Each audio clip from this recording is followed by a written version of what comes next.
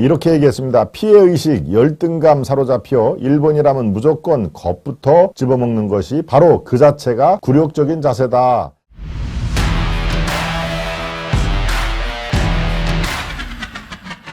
두 번째입니다. 두 번째, 박정희, 김대중, 처칠, 주울레처럼 어제 오후에 국무회의에서 윤 대통령이 거의 23분에 걸쳐서 대국민 거의 설득 담화를 말씀을 했죠.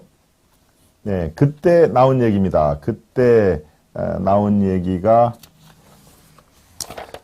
화제가 됐죠. 예, 구체적으로 네 사람을 언급을 한 거 여러분들이 기억을 하실 겁니다. 구체적으로 네 사람의 언급을 하고요. 요거는 그 자료를 보면서 말씀을 드리는 게 낫겠네요. 예, 자료에 네 분의 그런 그 워딩 요거를 한번 살펴보도록 하겠습니다. 예, 윤 대통령이 인용한 주요 인물의 발언 얘기를 한번 볼까요? 조금 클로즈업을 해 주시고요. 자, 이렇게 됩니다. 어제 국무회의에서 윤 대통령이 네 정치 지도자를 소환을 했죠. 긴급 소환을 했는데 바로 주요 인물이 어떠한 발언에 윤 대통령의 손가락이 이렇게 가리키는지 그걸 한번 살펴보겠습니다. 우선 박정희 대통령을 보겠습니다. 1965년 한일 국교 정상화 당시에 이렇게 얘기했습니다. 피해의식, 열등감 사로잡혀 일본이라면 무조건 겁부터 집어먹는 것이 바로 그 자체가 굴욕적인 자세다라는 워딩을 소개를 하면서 박 대통령의 이 쉽게 가지 않는 길, 박정희 대통령도 뭐 국민들 정말 일본 때려잡자, 일본 놈, 뭐 외놈 이런 식의 그 감정이 굉장히 팽배해 있을 때 저런 식의 발언으로 국민들을 설득하려 했다는 그 점을 높게 평가를 한 것이죠. 예, 박정희 대통령뿐만이 아닙니다. DJ 김대중 전 대통령도 마찬가지입니다. 1998년 김대중 오부치 선언에서 저 얘기를 했죠. 50년 불행한 역사 때문에 1500년 교류와 협력 역사를 무의미하게 만드는 것은 매우 어리석은 일이다. 50년 불행한 역사 때문에, 그렇죠? 예, 이건 이제 일본의 강점기를 얘기를 하는 것이죠. 우리 입장에서 50년 불행한 역사 때문에 1500년 교류와 협력과 역사를 무의미하게 하는 맞는 것, 이거는 어리석은 일이다. 즉 DJ도 마찬가지로 우리는 미래로 나가야 한다. 과거와 미래가 붙으면은 그건 불행할 수밖에 없다. 우리가 지향하는 것은 항상 미래이어야 한다라는 그런 내용을 더 강조를 했다는 것입니다. 네. 그리고 윈스턴 처칠 여러분들이 다 아실 줄 믿고요. 2차 세계대전에 이런 얘기를 했습니다. 만약 우리가 현재와 과거를 서로 경쟁시킨다면 이 얘기가 여기서 나오는 것이죠. 반드시 미래를 놓치게 될 것이다. 현재와 과거가 경쟁한다면, 그러니까 과거에 발목을 잡힌다면 우리는 미래를 놓치게 될 것이다. 윈스턴 처칠 얘기가 윤 대통령이 상당히 강조한 그런 대목이기도 합니다. 네, 조얼라이 중국 총리, 요거는 조금 아마 생소하죠. 여러분 주을레라고 하면은 아마 쉽게 아실 겁니다. 주을레가 조얼라이구나. 예, 주은레를 중국식 발음대로 하면은 조언라이 이렇게 됩니다. 예, 조언라이가 72년 일본과 중국의 국교 정상화 때 한 얘기가 있죠. 전쟁 책임은 일부 군국주의 세력에 있다. 일본 차세대의 배상 책임을 부과하고 싶지 않다. 책임은 일부 군국주의, 바로 일본이다. 이거는 뭐 마땅히 일본이 전쟁 책임을 져야 되지만 일본의 지금 자라나오는 신세대, 차세대에 너희들 선조가 이렇게 했으니 전쟁의 책임을 지고 배상을 하라. 그런 책임 부과는 지금 생각하고 있지 않다라고 그 당시에도 이 조원라이 주울레가 상당히 전향적인 그런 그 발언을 해서 세계가 주목을 했던 그런 적이 있습니다. 자, 이렇게 박정희와 김대중, 윈스턴 처칠, 조원라이 네 사람의 과거 중요한 발언을 소개를 했죠. 윤 대통령이 국무회의에서 바로 매우 이례적으로 이렇게 얘기를 했습니다. 어제 국무회의는 바로 TV로 생중계가 됐었죠. 네, 새 TV로 생중계가 됐었고요. 2011년 이명박 대통령 방일을 마지막으로 양국 관계가 2011년이니까 벌써 12년째 네, MB 때 박근혜 대통령 때, 그 다음에 문재인 때 12년 동안 악활료를 걸어온 과정과 한일 관계 정상에 나설 수밖에 없는 배경을 설명을 23분에 걸쳐서 설명을 했다 하는 얘기입니다. 예. 이 당시에 윤 대통령 12년간의 한일 관계를 파국 일보 직전이라고 규정을 했군요. 네. 이런 박근혜, MB, 문재인에 걸쳐서 한일 관계는 거의 파국이나 마찬가지였다 하고 진단을 했습니다. 그 파국의 원인은 전임 정부 문재인이 알고도 모르는 척 방치를 했기 때문이다 하는 얘기죠. 박근혜 정부 때 한일 위안부 합의에 따라 출범한 화해치유재단 문재인 정부 때 해체가 됐다. 이 얘기를 하면서 조목조목 이제 윤 대통령이 국민 설득을 나섭니다. 예. 한일 관계는 이렇게 얘기했죠. 과거에 발목을 잡히면 안 된다. 당당하게 일본을 대해야 한다. 관계 정상화 우리 국민 기업의 큰 혜택으로 분명히 일본이 응답을 할 것이다 하는 얘기를 했었고요. 예, 문재인 정부의 야당 비판. 전임 정부 수렁 빠진 한일 관계를 방치했다. 지금 곧 바로 직전에 제가 말씀을 드렸죠. 배타적 민족주의 반일로 정치적 이득을 취하려는 세력이 여전히 존재했다. 이른바 반일 종족주의, 일본에 반대를 하면서 정치적인 이득을 취하려고 하는 그런 세력이 엄연히 존재를 한다. 일본 사과와 호응 조치가 있어야 되지 않느냐라는 그 부분에 대해서는 일본이 이미 수십 차례 과거사 문제를 반성하고 사과를 했던 적이 있다. 우리가 선제적으로 걸림돌을 제거하면 일본도 분명히 호응을 할 것이라고 나는 100% 확신을 하기에 욕을 먹으면서까지 이번 조치를 취한 것이다. 이런 얘기를 했죠. 경제안보협력 관련해서도 반도체, 바이오 협력 대화 채널을 지금 곧 신설을 하겠다. 한일 LNG 분야 협력과 자원 무기화에 대해서 공동 대응을 할 것이다. 어제 23분간에 걸쳐서 대국민 설득 담화의 주요 내용을 저렇게 제가 여러분께 다시 요약 정리를 해드렸습니다. 생중계 때 설명해서 MBC, KBS 대통령 선문 못 숨겼네. 생중계 때 설명을 해서 힘을 내자님, 전해권님 들어오셨고요. 여기는 산수유도 없고 개나리도 없어요. 동백만 보여요. 우리 정상윤님이 계시는 데가 어디시나요? 동백이면 여수가 동백꽃으로 유명한데 혹시 여수인가 싶은 생각도 들고요. 예.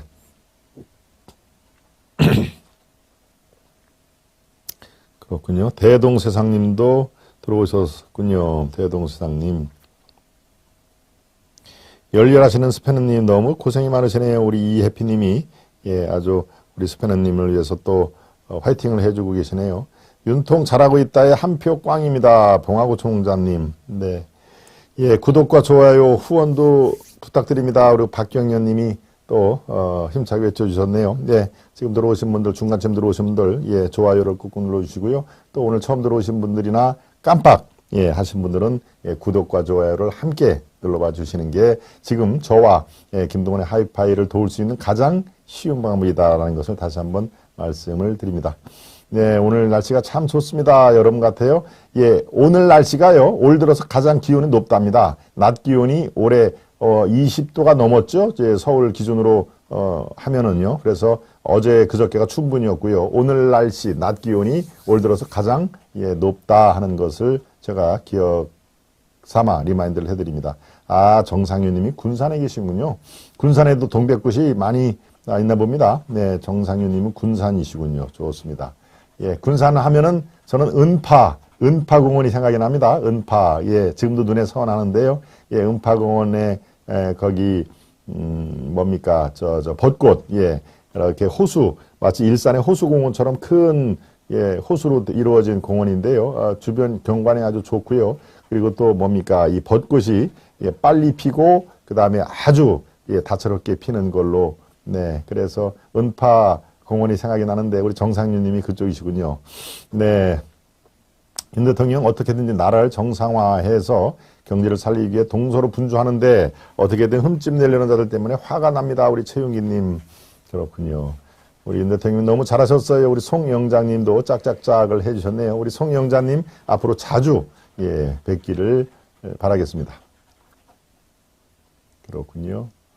미세먼지 때문에 문을 제대로 못 열어 덕분이요. 오늘도 미세먼지가 또 기승을 부리는군요. 우리 박경련님. 박경련님이 지금 창원에 계시죠? 박경련님은? 예, 창원에 계시는데 창원은 또, 예, 공장지대, 이 산업단지가 꽤 있어서 아마 다른 지역보다도 더 미세먼지가 더 직접적으로 영향을 미칠 거라고 보네요. 예. 군산하면 오마카세, 군산이 또 오마카세로 또 유명한 한 모양이다. 우리 뿔도님이 잘하시네요. 오마카세면 그거 아닙니까? 일식집에서 뭐 단품을 시키는 게 아니라 그날 횟감 좋은 걸로 이렇게 돼서 그 위주로, 예, 그 셰프가 주는 것이 오마카세 맞죠? 예, 네, 좋은 거 많습니다. 우리 정상윤님. 울산에 벚꽃도 많이 피었습니다. 울산, 군산 이쪽이 벌써, 벚꽃이 많이 피었군요. 네. 좋아요 꾹 했습니다. 우리 송회장님 감사드립니다. 요즘 산수유꽃이 아주 노랗게 활짝 피었습니다. 올방님 봄 기운 가득 받으세요. 네, 경아스패너님 좋습니다. 네, 박정희, 김대중, 처칠, 주울레처럼 그렇게, 예, 반대 목소리가 많지만 그래도 국민을 설득하면서 뚜벅뚜벅 걸어나가겠다. 그리고 곧 나의 진정성이 여러분들이 알아주는 날이 곧 올 것이다. 우리는 어찌됐건 미래로 향해 나가야 된다. 이런, 예, 주문을 어제 그렇게 아주 장시간 동안, 예, 얘기를 한 것이 제가 주마등처럼, 예, 얼굴을 지금 스치고 있습니다. 네, 그랬군요. 예, 김숙님, 스패너님들 언제나 써주셔서 감사드립니다. 산수유는 구례 가세요. 구례의 한수유가 좋지요. 동백꽃 하면은 고창 성운사 동백이 아름답지요. 보리수님. 예, 고창 선운사의 동백꽃. 예, 맞습니다. 동백하면은 제가 여수하고 고창 이렇게 떠오르는데, 지금 우리 군산에도 동백꽃이 아주 지금 만발을 했다는 얘기인가요? 아니면 조금 더 있어야 되는가요? 예, 언제 그 만개를 하는지, 예, 정부 차원에서 한번 이렇게 올려봐 주시기 바랍니다. 지금 만개를 했습니다라고 하면은, 그걸 보시려면은 바로, 예, 2, 3일 내로 가셔야 될 거고요. 글쎄요, 한 일주일 더 기다려야 될 것 같네요. 라고 하면 거기에 맞춰서 여러분들이 가시면은 좋겠습니다. 네. 오다 보니 우리나라서 여기네요. 우리나라서, 네, 우리나라 여기저기. 네. 이천도 산수유가 많습니다. 우리 끈영감님이, 예, 끈영감님 지역구가 이천이시죠? 그래서 산수유가 거기에도 많다는 얘기입니다. 예, 좋습니다. 세 번째 이슈로 가기 전에 만평을 살펴보겠습니다. 만평 보시죠. 네, 누구세요? 라고 얘기를 했네요. 누구세요? 국힘의 불체포 특권을 포기를 했는데 체포 동의안은 임박을 했다. 하영재, 우리가 남이가, 이재명, 노웅래. 여러분 대개 이 시사에 밝으시니까 아마 아시는 분들이 많겠습니다. 하영재라는 의원이 있습니다. 하영재. 저 경산남도 어디입니까? 네, 하동, 남해. 예, 이쪽입니다. 그렇죠? 남해, 하동, 사천도 있군요. 사천.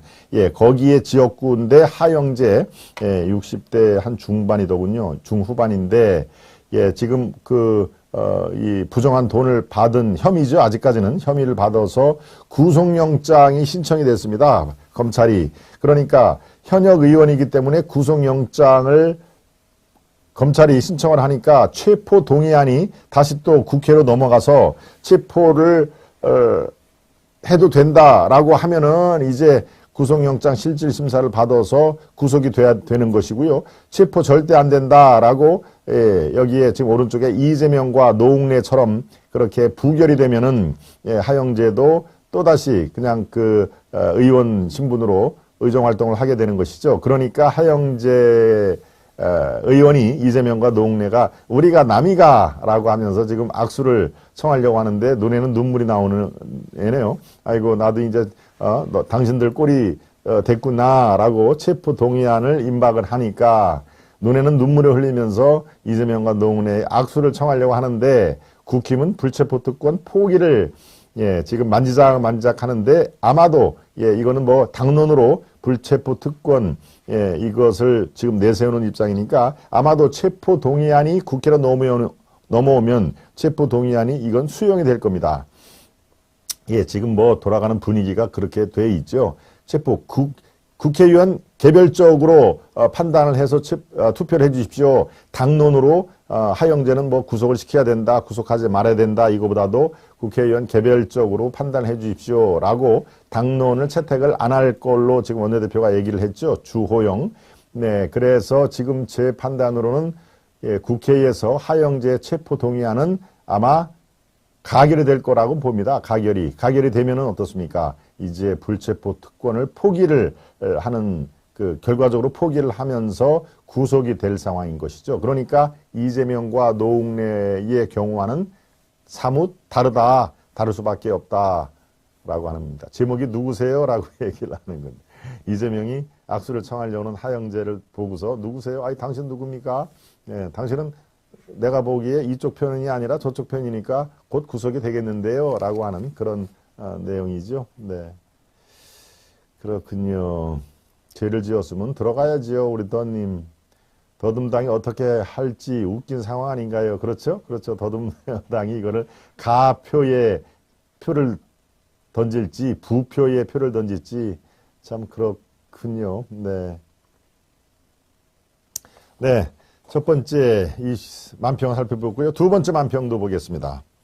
두 번째 만평입니다. 물 들어올 때 노젓는 독도의 날 주 4.5일째 나 아니면 대안 없다 라고 물 들어올 때 노젓는다. 예, 독도의 날 그다음에 지금 뭐 96시간 뭐 90시간 이런 노동 근로 시간 갖고 지금 상당히 지금 시중 여론이 안 좋습니다. 네. 이 90시간이 넘으면은 도대체 뭐 일만 하고 죽으라는 얘기냐 뭐 이런 식으로 지금 프레임을 쓰는 거고요. 프레임뿐만이 아니라 사실 이번에 노동부 장관이라든가 대통령실에 그 노동 담당 파트에서 효과적인 홍보뿐만이 아니라 엇박자를 냈기 때문에 네, 이것은 제가 이걸 별도로 오늘 다루려고 했습니다만은 네, 조금 더 사태 추이를 지켜보고 정리를 해드리는 게 낫겠다 싶은데 이번 저 근로시간 관련해서는 대통령실도 할 말이 없게 생겼습니다. 왜? 대통령 이 워딩과 아주 핵심 참모들 얘기가 다른 결이 다르게 얘기를 하니까요. 저건 도대체 누구 얘기가 맞는 거야? 대통령이 저렇게 얘기했으면 아주 힘차게 또 쭉 그쪽으로 방향을 몰아가야지. 또 이 참모 말 다르고 저 참모 말 다르고 이거는 문제가 있다 하는 얘기가 저도 그렇습니다. 홍보를 잘하는 건커녕 이 메시지 관리에 실패했다 하는 얘기입니다. 더더군다나 모든 국민들이 아주 예의주시하는 근로시간 문제 96시간 뭐 이런 것들이 저 민주당과 다른 시민단체들이 쓰여있는 그 프레임에 그대로 걸려들어서 메시지 관리가 전혀 되지가 않았다라는 면에서는 저 비판을 받아도 아주 마땅하다 그렇게 판단이 듭니다.